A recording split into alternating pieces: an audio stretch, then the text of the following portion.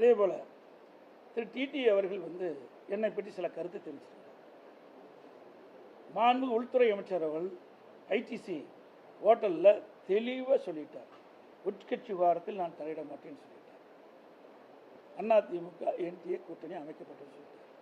அதுக்கு பிறகு ஒரு வாரம் கழித்து இந்த பத்திரிகையாளர் சந்திப்பை திரு டிடி அவர்கள் சந்தித்து பேசுகின்ற பொழுது, நாங்கள் அதிமுக கூட்டணி இல்லை, ஆனால் என்டிஏ கூட்டணி இருக்கிறோம், ஆனால் என்டிஏ எடுக்கின்ற முடிவுக்கு நாங்கள் தொடர்ந்து செல்வோம் என்று சொன்னார்.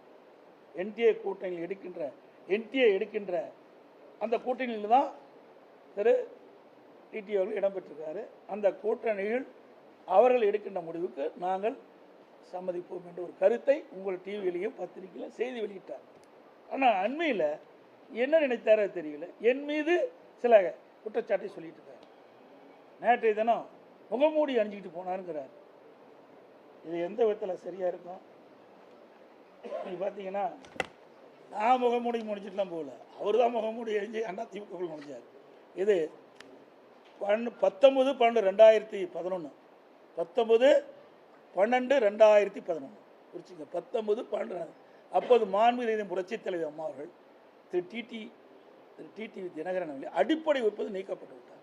இது அம்மாவுடைய கையெழுத்து, உங்களுக்கு வேணால் பார்த்துங்க. 10 ஆண்டு காலம் கட்சியிலே கிடையாது. மாண்பு அம்மா அவர்கள் மறைந்த பிறகு, இறந்த பிறகு, அப்பொழுதுதான் அந்த இறுதிச்சடங்கு வரார். அது வரைக்கும் அம்மா அவர்கள் இருக்கின்ற வரை அவர் சென்னை பக்கமே வரல. அவர் என்னை பற்றி பேசுகிறார். இது தேவையில்லை. அவர் எந்த உள்நோக்கத்தோடு பேசுகிறார் எனக்கு புரியல.